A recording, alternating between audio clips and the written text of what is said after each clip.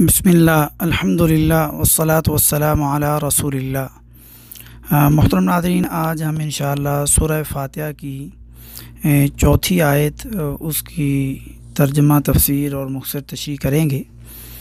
اعوذ باللہ من الشیطان الرجیم،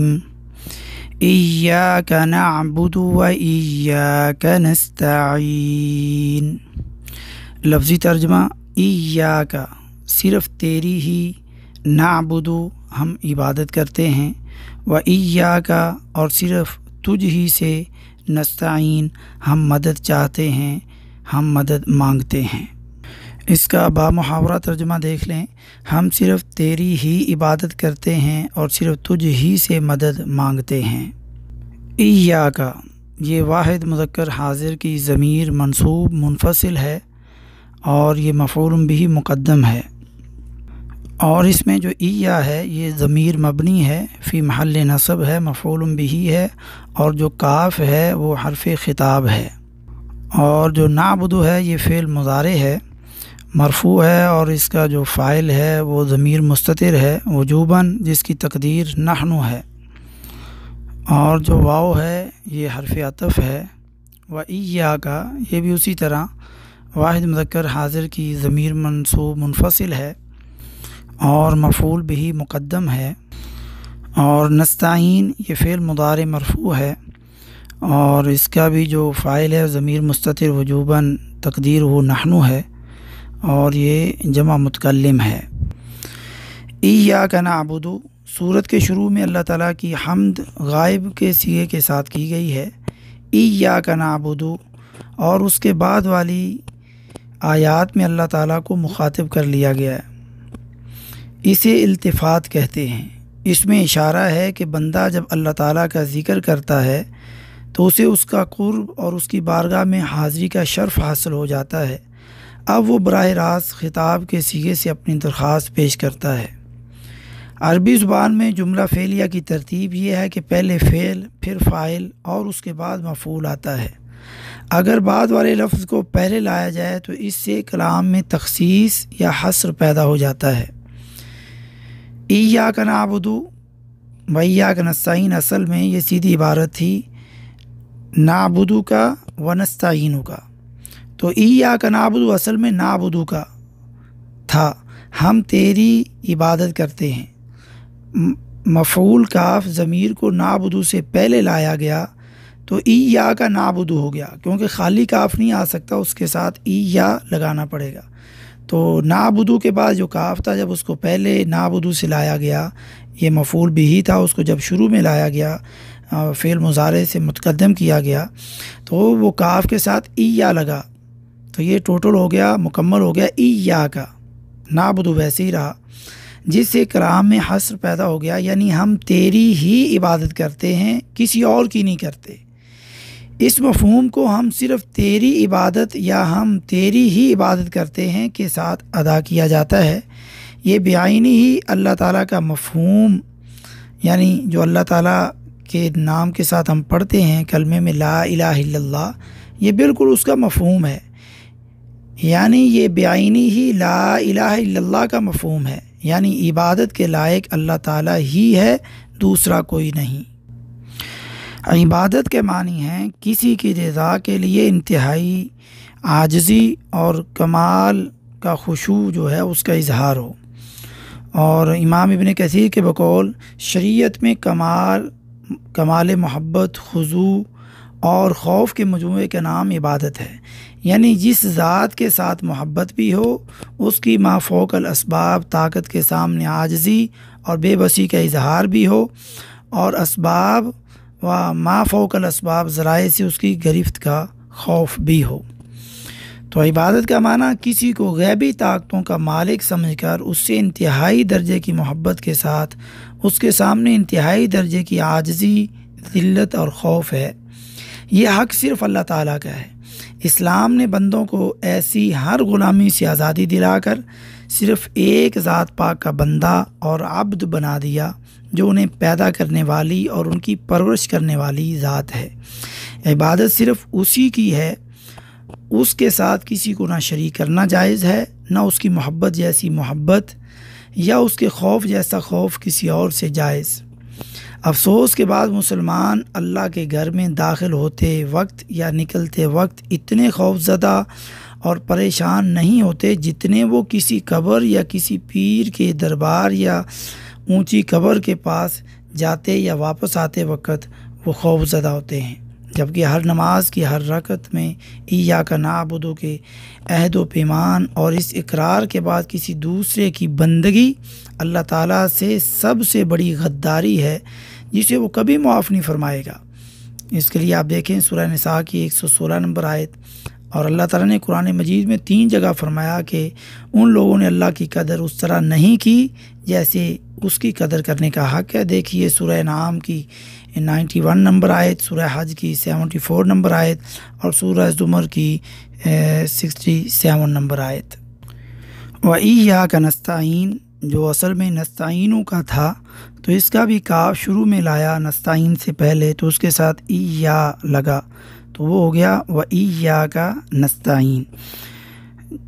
اس میں بھی یعنی ایا کا پہلے آنے کی وجہ سے حصر ہے، یعنی ہم تجھ ہی سے مدد مانگتے ہیں، کسی دوسرے سے نہیں۔ یہاں سے بندے کی درخواست شروع ہوتی ہے جو اللہ تعالیٰ کے فرمان کے مطابق قبول ہو چکی۔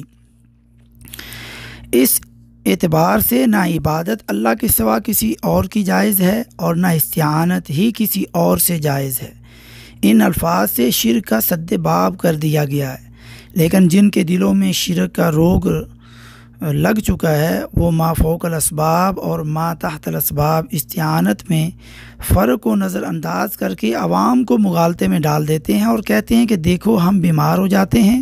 تو ڈاکٹر سے مدد حاصل کرتے ہیں، بیوی سے مدد مانگتے ہیں، ڈرائیور اور دیگر انسانوں سے مدد مانگتے ہیں۔ اس طرح وہ یہ باور کراتے ہیں کہ اللہ کے سوا اوروں سے مدد مانگنا بھی جائز ہے، نعوذ باللہ۔ حالانکہ اسباب کے ماتحت ایک دوسرے سے مدد چاہنا اور مدد کرنا یہ شرک نہیں ہے، یہ تو اللہ تعالیٰ کا بنایا ہوا نظام ہے جس میں سارے کام ظاہری اسباب کے مطابق ہی ہوتے ہیں، حتیٰ کہ انبیاء بھی انسانوں کی مدد حاصل کرتے ہیں۔ حضرت عیسیٰ علیہ السلام نے فرمایا من انصاری الی اللہ، سورہ صف میں 14 نمبر آیت میں، اللہ کے دین کے لیے کون میرا مددگار ہے؟ اللہ تعالیٰ نے اہل ایمان کو فرمایا وتعاونوا علی البر والتقوی، سورہ مائدہ کی 2 نمبر آیت میں، نیکی اور تقوی کے کاموں میں ایک دوسرے کی مدد کرو۔ ظاہر بات ہے کہ یہ تعاون ممنوع ہے نہ شرک، بلکہ یہ تو مطلوب اور محمود ہے۔ یہ تعاون جو ہے جو ہمارے اختیار میں ہے، جس کا ہمیں بتایا گیا ہے، تو اصطلاحی شرک سے اس کا کوئی تعلق نہیں۔ شرک تو یہ ہے کہ ایسے شخص سے مدد طلب کی جائے جو ظاہری اسباب کے لحاظ سے مدد نہ کر سکتا ہو، جیسے کسی فوت شدہ شخص کو مدد کے لیے پکارنا، کسی کو مشکل کشا اور حاجت روا سمجھنا، اس کو نافع اور ضار یعنی نفع اور نقصان پہنچانے والا باور کرنا اور سمجھنا، اور دور اور نزدیک سے ہر ایک کی فریاد سننے کی صلاحیت سے بہرور تسلیم کرنا، اس کا نام ہے ما فوق الاسباب طریقے سے مدد طلب کرنا اور اسے خدائی صفات سے متصف ماننا۔ اسی کا نام شرک ہے جو بدقسمتی سے اولیاء اللہ کی محبت کے نام پر مسلمان ملکوں میں عام ہے۔ اعاذنا اللہ من، اللہ تعالی ہم سب کو اس سے بچائے۔ یعنی اس استعانت سے مراد ان کاموں میں مدد طلب کرنا ہے جن کا اختیار اللہ تعالیٰ نے صرف اپنے پاس رکھا ہے، کسی مخلوق کو ان کا اختیار نہیں دیا۔ جیسے معالج دوائی دے سکتا ہے مگر شفا صرف اللہ کے پاس ہے۔ کوئی صاحب خیر کوئی روپے پیسے دے دے، وہ دے سکتا ہے، مگر غنی یا فقیر کر دینا یہ اللہ کے ہاتھ میں۔ کوئی ڈاکٹر یا طبیب علاج کر سکتا ہے، مگر اولاد سے نوازنا صرف اللہ کے ہاتھ میں ہے۔ فوج آدمیوں اور اسلحے سے ایک دوسرے کی مدد کرتی ہے، ہو سکتی ہے، مگر فتح اور شکست اللہ کے ہاتھ میں ہے۔ غرض دنیا کے ظاہری اسباب اور وسائل جو انسانوں کو عطا کیے گئے ان میں سے ایک دوسرے سے مدد مانگنا جائز ہے اور ایک دوسرے کی مدد کرنا بھی لازم ہے، جیسے پیچھے آیت میں ذکر کیا۔ تو کتنا ظلم ہے کہ لوگ ایسے لوگوں کو مدد کے لیے پکارتے ہیں کہ جو کوئی اختیار نہیں رکھتے، اور ہر نماز میں ایاک نستعین صرف تجھ ہی سے مدد مانگتے ہیں اس کا اقرار کرتے ہیں، پھر غیر اللہ سے مدد مانگتے ہیں۔ مثلا کہتے ہیں لوگ یا رسول اللہ، آگے سے نہیں اللہ کے رسول میری مدد کیجئے، یا کہتے ہیں اے مولا علی، اے شیر خدا میری کشتی پار لگا دینا، یا کہتے ہیں یا رسول اللہ انظر حالنا، اے اللہ کے رسول ہماری حالت دیکھیں، ہماری مدد کیجیے۔ اور کہتے ہیں المدد یا غوث، کیا غوث جو اصل میں اللہ کا نام ہے، وہ پیر عبد القادر جیلانی کو سامنے لا کے کہتے ہیں کہ ہماری مدد کیجیے۔ تو یہ کہنا کہ میری کشتی پار لگا دے، یا غوث اعظم المدد یا غوث اعظم، یا مدد کن یا معین الدین چشتی، یا اللہ کے علاوہ کسی کو بھی پکارتے ہیں، غرض صرف اللہ تعالیٰ سے مدد مانگنے کے عہد و اقرار کے بعد غیروں کو رب تعالیٰ کا شریک بنا کر انہیں رب کے اختیارات کا مالک سمجھتے ہیں اور ان سے استغاثہ اور استعانت کرتے ہیں، والعیاذ باللہ۔ تو یہاں پر ضروری ہے کہ ہم توحید کی 3 قسمیں بھی سیکھیں، جس سے ہمیں اس شرک سے بچنے کی رہنمائی ملے اور توحید کو سمجھ سکیں، جو مختصر انشاءاللہ میں ذکر کرتا ہوں۔ توحید ربوبیت کا مطلب ہے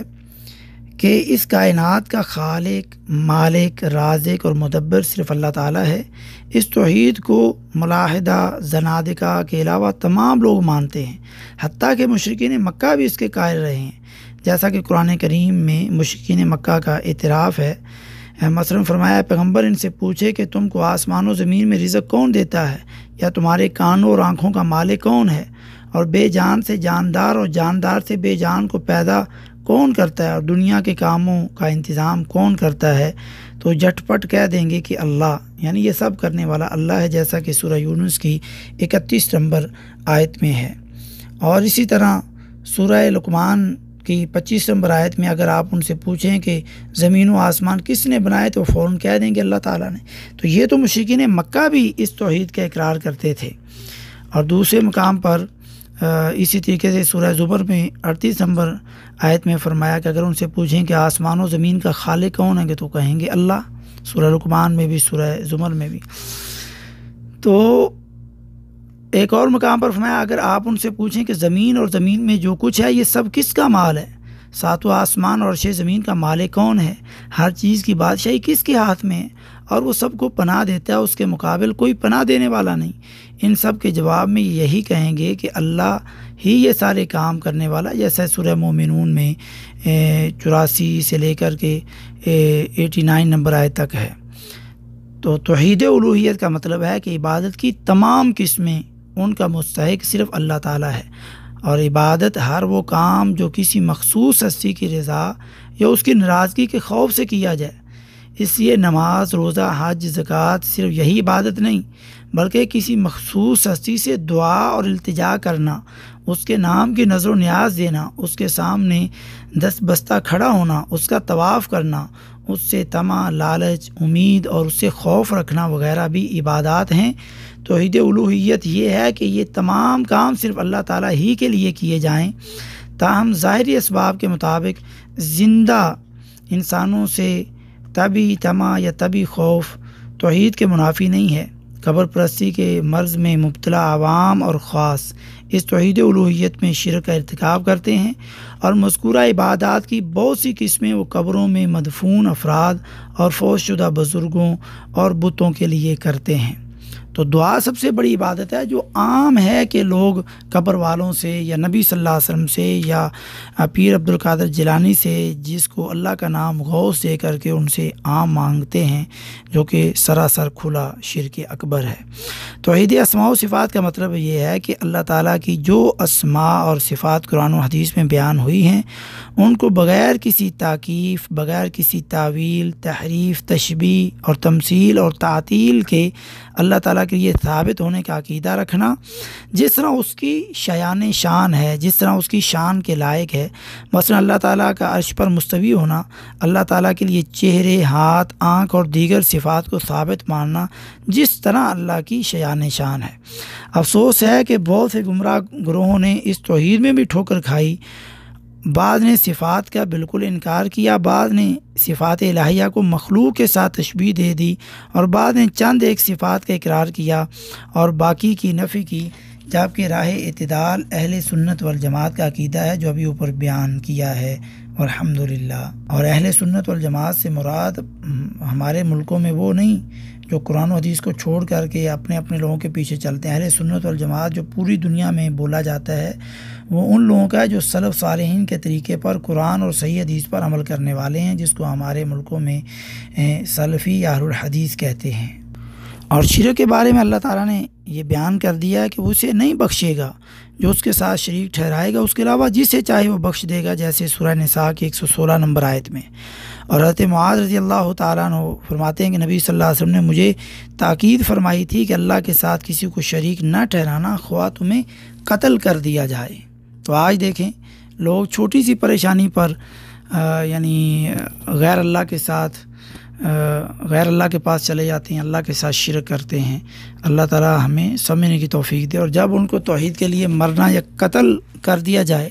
جو چھوٹی پریشانی پر اللہ کو چھوڑ دیتے ہیں، جب ان کو اللہ کے لیے قتل کرنے کی نوبت آئے گی تو وہ تو بالکل بھاگ جائیں گے۔ ایاک نعبد کو پہلے اور ایاک نستعین کو بعد میں ذکر کر کے دعا کرنے کا سلیقہ سکھایا گیا ہے کہ درخواست سے پہلے اللہ کی حمد و ثناء اور تمجید کے بعد اپنی بندگی اور اپنے تعلق کا حوالہ پیش کریں، یعنی اپنے عمل کے وسیلے سے درخواست کریں۔ اور وسیلے 3 طرح کے جائز ہیں، ایک اللہ کے ناموں کے ساتھ اللہ تعالیٰ کو پکارنا، دوسرا اپنے نیک اعمال کا وسیلہ دینا جو صحیح بخاری میں 3465 نمبر پر موجود ہے، اور اسی طریقے سے کسی زندہ نیک بندے سے دعا کروانا جو بھی صحیح حدیث میں حضرت عمر رضی اللہ تعالیٰ عنہ کے دور میں قحط کے وقت حضرت عباس رضی اللہ تعالیٰ عنہ سے جو دعا کروائی گئی تھی، جو صحیح حدیث سے صحیح بخاری سے ثابت ہے۔ اور یہ وسیلہ جو ہے یہ جائز ہے، جیسا کہ سورہ آل عمران میں 193 نمبر آیت میں ربنا اننا سمعنا منادیا ینادی للایمان ان آمنوا بربکم فآمنا ربنا فاغفر لنا ذنوبنا وکفر عنا سیئاتنا وتوفنا مع الابرار۔ اے ہمارے رب، بے شک ہم نے ایک آواز دینے والے کو سنا جو ایمان کے لیے آواز دے رہا تھا کہ اپنے رب پر ایمان لے آؤ، تو ہم ایمان لے آئے۔ اے ہمارے رب، بس ہمارے گناہ بخش دے اور ہم سے ہماری برائیاں دور کر دے اور ہمیں نیکوں کے ساتھ فوت کر۔ اور غار میں پھنسنے والے 3 آدمیوں کا واقعہ اس بات کی دلیل ہے کہ اللہ تعالیٰ کے لیے اخلاص سے کیے ہوئے اعمال کے وسیلے سے دعا قبول ہوتی ہے، جو صحیح بخاری کا بھی حوالہ پیش کیا۔ البتہ کسی شخص کا نام لے کر اس کی ذات یا اس کی حرمت وغیرہ کے وسیلے سے یا اس کے مقام کی وجہ سے دعا کرنا کتاب و سنت سے ثابت نہیں۔ مثلا یہ کہنا کہ یا اللہ فلاں کے وسیلے یا طفیل یا واسطے سے یا بحرمت فلاں میری دعا قبول کر، جو کہ صحیح نہیں ہے۔ اور ایسے ہی لوگ اللہ کے نبی صلی اللہ علیہ وسلم کی ذات کا وسیلہ دیتے ہیں کہ اللہ تو اپنے نبی کے صدقے میری یہ پریشانی دور کر دے یا مجھے میرا فلاں مسئلہ حل کر دے۔ تو یہ اہل سنت والجماعت کا، اہل حدیث کا، سلف صالحین کا عقیدہ نہیں، یہ بعد کے لوگوں کی بدعت ہے جو کہ قرآن و حدیث سے ثابت نہیں۔ ہاں اللہ کے نبی صلی اللہ علیہ وسلم پر آپ ایمان لائے ہیں، ان سے محبت کرتے ہیں، ان کی اطاعت کرتے ہیں، تو یہ آپ کے تینوں نیک عمل ہیں۔ تو آپ یہ کہہ سکتے ہیں اللہ میں تیرے نبی کی اتباع کرتا ہوں، ان کا کہنا مانتا ہوں، ان کے طریقے پر چلتا ہوں، ان سے محبت کرتا ہوں، ان کی اطاعت کرتا ہوں، ان پر ایمان لایا ہوں، میرے اس نیک عمل کی وجہ سے میری پریشانیاں دور کر۔ تو یہ تو صحیح بخاری کے یہ 3 غار والے پھنسے ہوئے آدمیوں کا جو واقعہ ثابت ہے، تو نیک اعمال کے ذریعے آپ دعا کر سکتے ہیں۔ ایاک نعبد کے بعد وایاک نستعین لانے میں یہ سبق بھی ہے کہ آدمی یقین رکھے کہ وہ کوئی بھی نیکی اللہ تعالیٰ کی مدد کے بغیر نہیں کر سکتا، اور مکمل طور پر اللہ کے سامنے بے بس اور بے اختیار ہونے کا عقیدہ رکھے اور اس کا اظہار اور اقرار بھی کرے، یعنی ہم صرف تیری عبادت کرتے ہیں اور تیری عبادت میں اپنے تمام کاموں میں تیری ہی مدد مانگتے ہیں، تجھ سے ہی مدد مانگتے ہیں، تیری مدد کے بغیر نہ ہم تیری عبادت کر سکتے ہیں نہ کچھ اور۔ اس لفظ میں اللہ تعالیٰ پر توکل اور اپنے تمام کام اس کے سپرد کرنے کی اعلیٰ ترین تعلیم دی گئی ہے۔ بعض سلف نے فرمایا کہ فاتحہ قرآن کا خلاصہ ہے اور ایاک نعبد و ایاک نستعین سورہ فاتحہ کا خلاصہ ہے، کیونکہ ایاک نعبد کہنے سے انسان شرک سے بری ہو جاتا ہے، اور ایاک نستعین کہنے سے وہ اپنی قوت اور طاقت اور اختیار سے خالی ہو کر صرف ایک اللہ پر توکل اور اعتماد کا اقرار اور اظہار کرتا ہے۔ یہاں پر ایک سوال ہے کہ ایاک نعبد سے آخر تک دعا کرنے والا جمع کے صیغے سے دعا کرتا ہے، جبکہ دعا کرنے والا ایک ہے، اس لیے واحد کا صیغہ ہونا چاہیے تھا۔ اگر جمع کا لفظ تعظیم کے لیے مانا جائے تو یہ دعا کے مناسب نہیں ہے۔ تو اس کا جواب یہ ہے کہ بندہ اپنی انتہائی تواضع کی وجہ سے اللہ تعالیٰ کی بارگاہ عالیہ میں اپنی درخواست اکیلا پیش کرنے کی جرات نہیں کرتا، بلکہ تمام عبادت کرنے والے جن اور انسانوں اور فرشتوں کے ساتھ مل کر پیش کرتا ہے کہ ہم سب جن میں تیرا یہ بندہ بھی یعنی میں خود بھی ہوں تیری ہی عبادت کرتے ہیں اور تجھ ہی سے مدد مانگتے ہیں۔ اور بعض اہل علم نے یہ حکمت بیان فرمائی ہے کہ جمع کے صیغے میں ایک لطیف تواضع پائی جاتی ہے، وہ یہ ہے کہ واحد کے صیغے میں اپنی کچھ بڑائی کا اظہار ہوتا ہے جو جمع کے صیغے میں نہیں ہوتا۔ بعض مفسرین نے اس میں یہ حکمت بیان فرمائی ہے کہ ہر مومن دوسرے مومن کے ساتھ ایک جسم کی مانند ہے اور ہر مومن تمام مومنوں کی نمائندگی کرتا ہے، اس لیے وہ اکیلا ہی تمام مسلمانوں کی طرف سے عرض کرتا ہے کہ ہم سب مسلمان توحید پرست صرف تیری تعریف کرتے ہیں، تیری عبادت کرتے ہیں اور صرف تجھ ہی سے مدد مانگتے ہیں۔ اور رسول اللہ صلی اللہ علیہ وسلم نے فرمایا المؤمنون تتکافأ دماؤہم ویسعى بذمتہم ادناہم وہم ید علی من سواہم، ایمان والے لوگ ان کے خون آپس میں برابر ہوتے ہیں، ان کا سب سے معمولی آدمی بھی ان کے عہد کو پورا کرنے کی کوشش کرتا ہے اور وہ اپنے سوا سب کے مقابلے میں ایک ہاتھ ہوتے ہیں، جیسا کہ سنن ابی داود کی 4530 نمبر حدیث اور حدیث صحیح ہے۔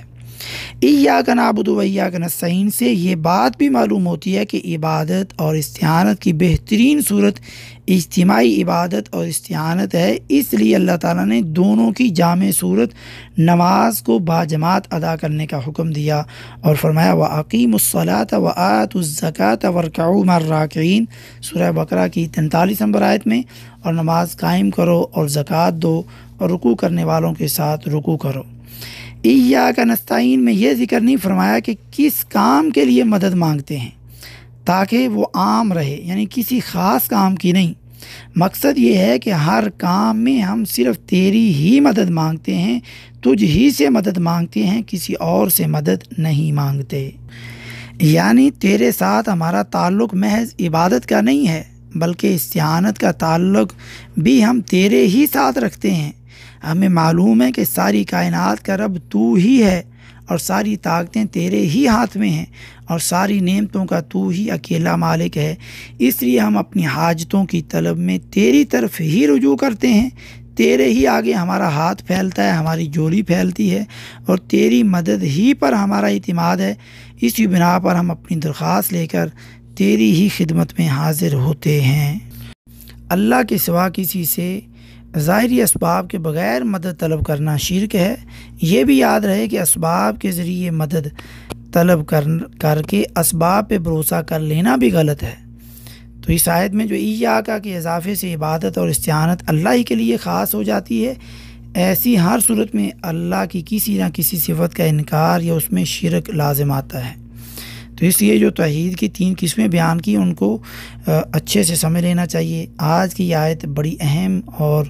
یہ خلاصہ تھا سورہ فاتحہ کا، اس لیے اس کو گہرائی سے سمجھیں اور 2-3 بار سنیں۔ اللہ تعالی ہمیں توحید خالص کی صحیح سمجھ عطا فرمائے اور شرک سے اللہ تعالی ہمیں بچائے۔ وما توفیقی الا باللہ۔